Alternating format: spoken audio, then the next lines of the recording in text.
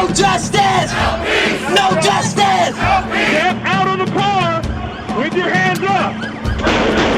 No justice, no peace! I call for the police to stop killing. Come towards us! Do not go towards that door.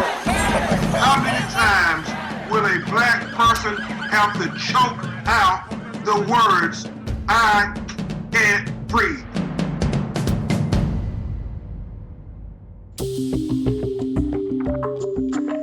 Demands for racial justice as the deaths of unarmed Black and Hispanic Americans by police reach the consciousness and the conscience of a nation. Say their names, a chant made popular so that we won't forget George Floyd, Breonna Taylor, Michael Brown, and others. But there are other names not so well known, nonviolent people whose deaths at the hands of police deserve to have their stories told too.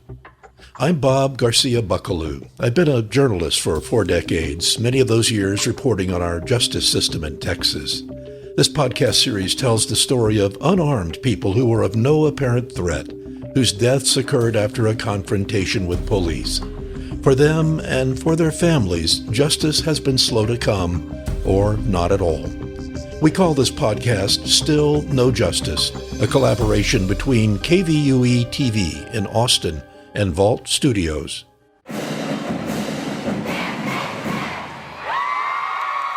Some things never seem to change. Like this, the organized chaos of a high school pep rally. No matter your age, no doubt you've sat through these when you were in school. That's the way things are in most high schools, particularly during football season. It's October 2016, and we're in the gymnasium at Mesquite High School, that's near Dallas. There are the usual awkward dance numbers. The kids singing the national anthem with hands over hearts.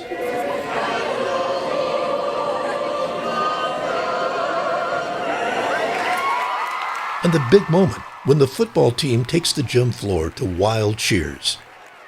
There's a new kid on the team this fall. Just a freshman, 15 years old. His name is Jordan Edwards.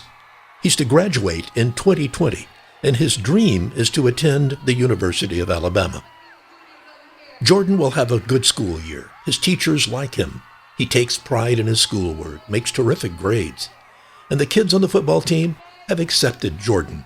He's number 11 on the team, and they've made him a part of their group.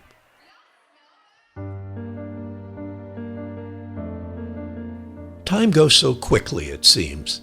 Autumn passes, the holidays come, and it's already spring 2017, almost the end of Jordan's freshman year. And in the final weeks of the school year, some of his friends get together to throw a party. It's at someone's home in the town of Balch Springs, another Dallas suburb. And the kids at the party get a little loud, and the neighbors complain about the noise and ask the cops to get them to tone it down. Now here's the sound taken from the police body cam worn by one of the Balch Springs police officers who checks out the noise. The kids welcome him inside, friendly chat pretty much. The cops look around the house where the party is being held, nothing unusual or illegal going on. But listen to what happens next. Somewhere, not far from the house, gunshots are heard.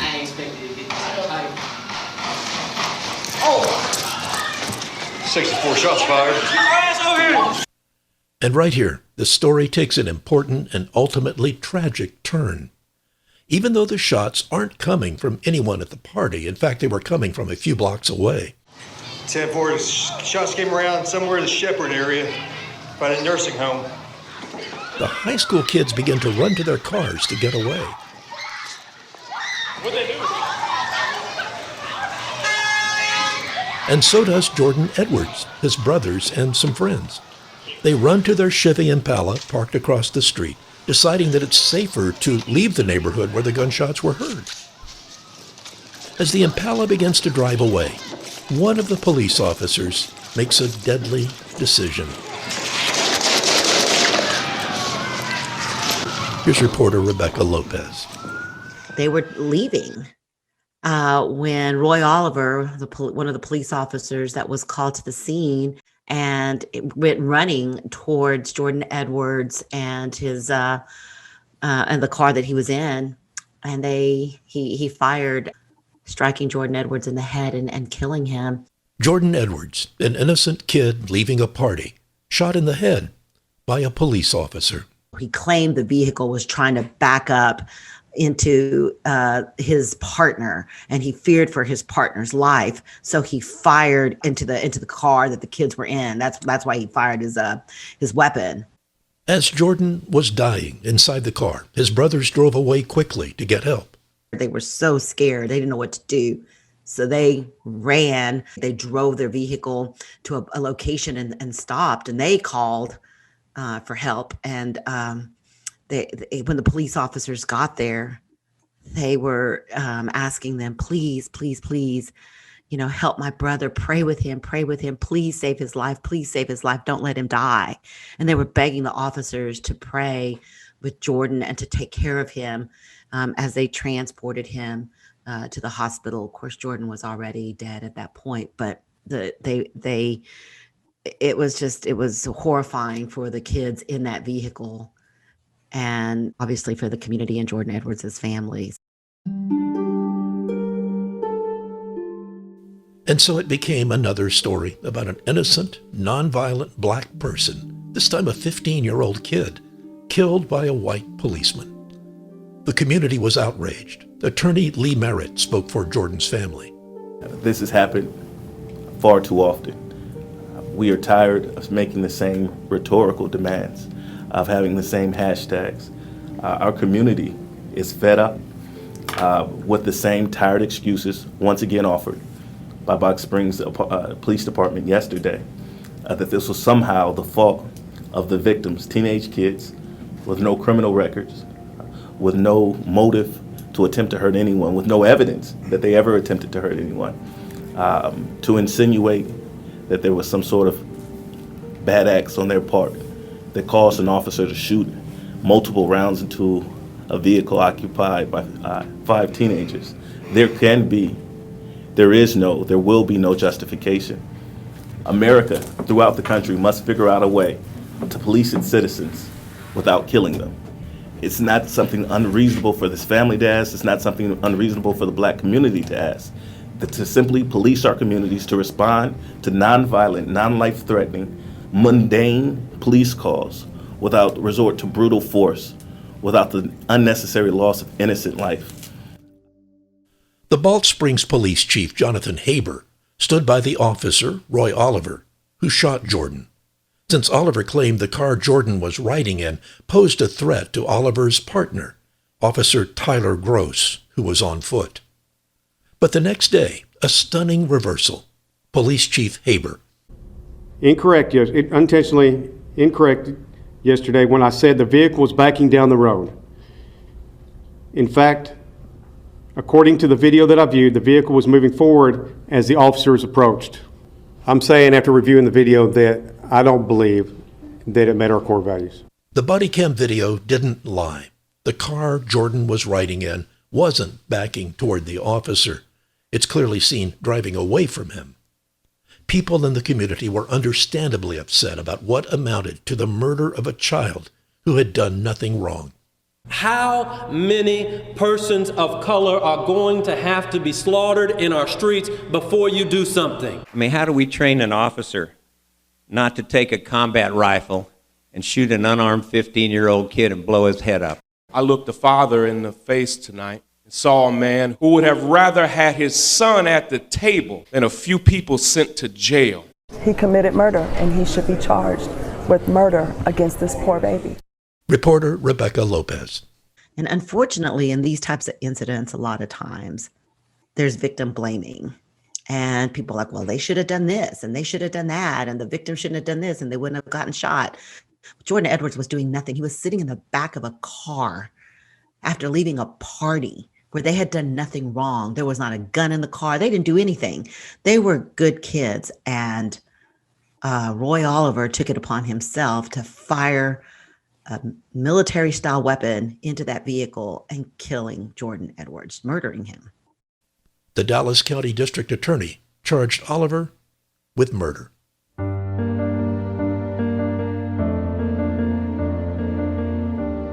More than a year would pass. 15 months, in fact, and in the summer of the next year, 2018, Roy Oliver's trial began.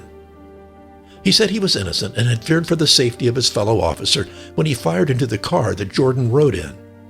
Rebecca Lopez covered the trial for TV station WFAA in Dallas. Well, I got to know the people around Jordan Edwards, and, it's just heartbreaking when you see something like this. And honestly, it was infuriating to listen to the testimony and then to listen to Roy Oliver get up there and try to justify why he did what he did. Look, I know a lot of law enforcement officers. I've been around police a long, long time, and the majority of the officers I know are good people, and they're out there and they're risking their lives for citizens. So this isn't about the bashing of police officers, but Roy Oliver was a bad officer. He was a bad cop, and he should not have had a badge. And what he did, and his, I was angry. I was angry because I felt like he had implicit bias. He had targeted Jordan Edwards and his group, I believe, because they were young Black men. And that's infuriating to me, that someone with a badge could have that kind of attitude and then did what he did. So it for me, it always stuck with me because that picture of little Jordan's face and this innocent kid. And I went to the school and I saw his locker and I talked to his fellow football players, and the emotion that I felt when I interviewed them and the coach, just about such a loss of innocent life for no reason. Roy Oliver didn't have to fire into that vehicle. He was trained to step back away from that. Most police departments don't even allow you to shoot into a moving vehicle, but he did. In a surprising move, the former police officer took the stand in his own defense. Roy Oliver. This was a bad situation that got turned worse by the second. People all around that could have prevented this whole... It's just a very gut-wrenching experience, and knowing that you had were forced into a position to take a life, it's... Words cannot describe that. My heart sank. For a minute there, it was hard to breathe, and you just know it was just an awful feeling all the way around. You can't. There's no words for these things. Oliver stood by his story that the car Jordan was in was coming toward his partner, despite what the body cam video revealed. One of his defense attorneys questioned him at the trial. I want this jury to know what you saw prior to the time of the shooting. As soon as I got to level ground, the vehicle came to a stop for a slight moment and then accelerated. And as it was gaining ground towards them, I had to make a decision. This car is about to hit my partner. There are threats inside the car. And when lethal force is being presented towards us, I had no other option but to use lethal force. When did you think you made the decision to fire that weapon? When the vehicle was moving towards my partner. Well, did you intentionally shoot into that vehicle? Yes. Dallas County Assistant District Attorney Mike Snipes questioned Oliver on the stand. Were you shooting warning shots that night? No, it's prohibited and it's not safe. Were you trying to shoot the tires or the engine to disable the vehicle? No. Okay, and that's because you're not allowed to do that either. Correct. Okay. Were you trying to seriously injure or kill the driver of that car? I was trying to stop the threat inside the vehicle, correct. Were you trying to kill or seriously injure the driver of that car but not allow him? That was one of the threats, yes. Okay, so yes is the answer to that? Correct. Okay. I mean, because there's no other reason to be pouring 5 shots into a car, is there? I was not aware that it was 4 or 5 shots at that time. Okay. You admit that you fired 5 times. I was told that I did, correct. You know now that you fired into that car 5 times. I've learned a lot more now than I did at that moment. And so is that a yes? Yes. Okay. And so you meant to kill the doll out? I meant to stop him at whatever had to be done. Okay.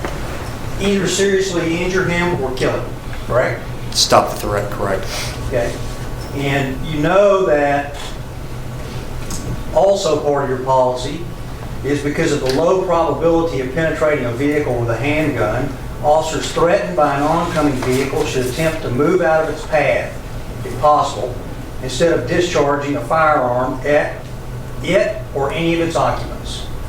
Rebecca Lopez. And then the most damning testimony of all of this was Oliver's partner took the stand and said, I never feared for my life. I went to that party. I was never scared. I didn't run grab a rifle. I didn't go and fear that kids were going to, that these kids were going to harm us. We were just trying to get the car to stop because all I wanted was the car to stop because I had never once feared for my life. After days of testimony from witnesses, Oliver's attorney, Bob Gill, made the closing argument for the defense. The state has to prove to you beyond any reasonable doubt that they're entitled to that verdict.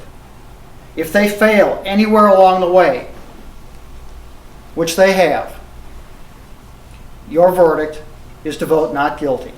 There's no innocent verdict form. There's a not guilty verdict form. The paramount duty of a police officer is to make sure his partner goes home at the end of the shift. They protect their buddy, they protect their partner. And that's what Roy Oliver did that night. That vehicle was pointed at Tyler Gross, and it was a threat to Tyler Gross. And that is why Roy Oliver reasonably made the decision that he had to make. Dallas County Assistant DA Mike Snipes delivered the closing argument for the prosecution. He pointed to a picture of Jordan Edwards and said, He really did have 1 million friends. He really did have a nickname, Smiley. He was the real deal. He was in the 9th grade. He was 15 years old, and he did not deserve to die on the night of April 29th, 2017. He did not deserve it.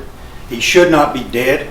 He should be sitting right there beside his brother Kavan, or with his brother Vidal out in Colorado Springs. He shouldn't be in a grave right now like he is. Then Snipes turned and pointed to the defendant, former officer Roy Oliver. This guy is an angry, out of control, walking bomb, a time bomb that went off on April the 29th, 2017. There's no danger to him. There's just a out of control, trigger happy, dangerous defendant who was looking for a reason to kill. In this case, this innocent kid was not doing anything wrong. Nothing. The jury deliberated for 2 days, then returned its verdict. District Judge Brandon Birmingham. We, the jury, unanimously find the defendant guilty of murder as charged in the indictment. Now it was up to the jury to determine a sentence. There was more deliberation, and then their decision. We, the jury, having found the defendant Roy Oliver guilty of murder and having made a negative finding on the special issue of sudden passion, assess the defendant's punishment at imprisonment in the institutional division of the Texas Department of Criminal Justice for a term of 15 years and a fine of $10,000. 15 years. The prosecution had recommended a 40-year sentence for Roy Oliver.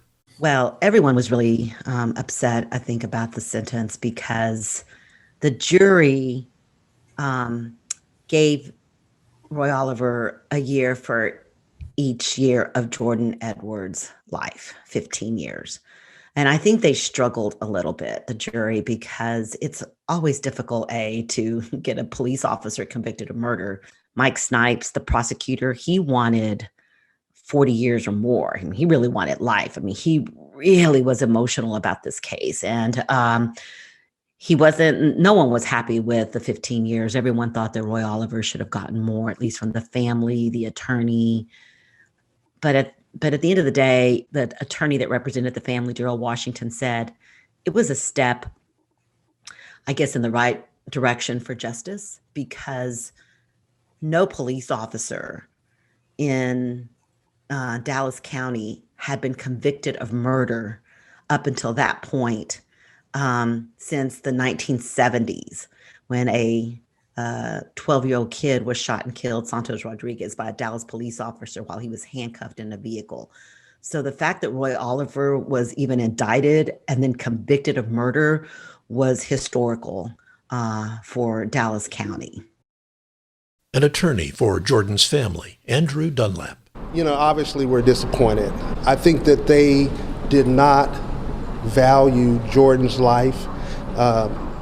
This was about Jordan. This was not about this police officer. That police officer made that decision a year and a half ago, and now they're considering what the jury's sentencing to me says is that they're going to give Mr. Oliver a chance to redeem his life for what he did, yet my client has no son, nothing but an all-American kid, and he has nothing. They get nothing from this. Attorney Darrell Washington. We've been dealing with this situation for years. This is not something that's new. And, unfortunately, God used Jordan, a perfect kid that everybody loved, for America to see that we really have a problem. Because we all know, if it wasn't the perfect kid, if it wasn't Jordan Edwards, that we would not be having this conference talking about a verdict against a police officer. But the world saw that this can happen to kids like Jordan, straight A student, great athlete, had a career ahead of him.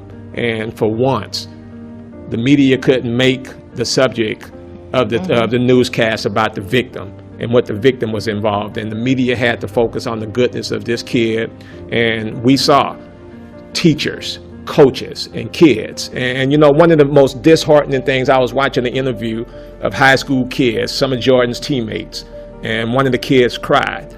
But he said, we never thought that we could get justice. We never thought that, people look at us as human beings, and when something like this happened against, involving the police officer, people always take the police officer's word. When we were 16 and 17 years old, we didn't have to worry about those type of things. Those weren't the type of conversations. And to see those, these boys who try to be hard in front of their friends, to see them on television crying, that's when I knew how serious this problem was. So I think Jordan is making a difference for this entire world, and hopefully Jordan Edwards is going to be the individual. They had to give up Jordan in order for other parents not to have to deal with what they are dealing with now. Roy Oliver's attorneys appealed both the sentence and the guilty verdict. But in 2020, Texas Fifth Court of Appeals rejected Oliver's appeal, upholding his murder conviction and sentence in an opinion that rejected all issues raised by his lawyers.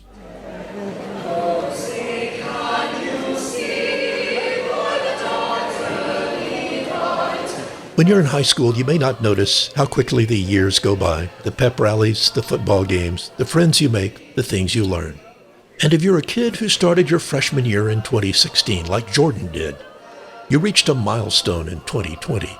On behalf of the Board of Trustees and myself, I would like to welcome our parents, family members, and friends to celebrate the 2020 graduating class of Mesquite High School.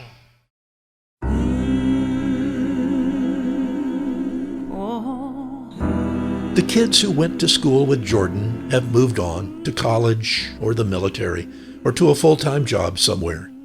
But his friends say they'll never forget him, nor will his teachers. Jordan was just one of those kids who you knew was going to go on and do great things. I could see him like going to college and walking across the graduation stage, and I mean, he had a future. He was just going to do amazing things. You could tell. He was just very joyful. He radiated joy as a kid. He literally did have the biggest smile I've ever seen in my life. So I think just just the idea that that joy, you still feel it in the school. Sometimes you still feel it when you talk to his friends, that joy is gone. My motto is smile like Jordan, because that's all he did. I mean, he lit up the room. Whenever he had issues, it was, Jordan, you all right? And it was always this big smile. We have a tribute for him in his old locker. Nobody has moved into there. It is left the same way it was from the last time he was in there, with the small exception of all of the notes and letters and poems and pictures. And Jordan's football coach, Jeff Fleener. Excuse me. And the things that people wanted to leave for him. And so, while as a football team, we need to move on and honor him and play for him, there is still a constant reminder every time our young men go into that locker room. Jordan Edwards touched so many lives. His teachers, his teammates, an entire community, and a mother who still grieves for her lost son. Shawnkia Stevens. I love my son. My son always loved me. And this tragedy has just tore me apart. Like, my soul has been vexed with tremendous, tremendous pain. And I miss my baby so much.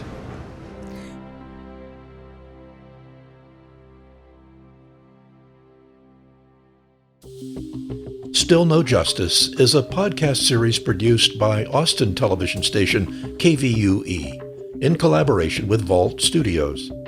Our thanks to the journalists and management at Dallas TV station WFAA for their assistance in making this episode possible. Sarah Bryant is executive producer of this podcast.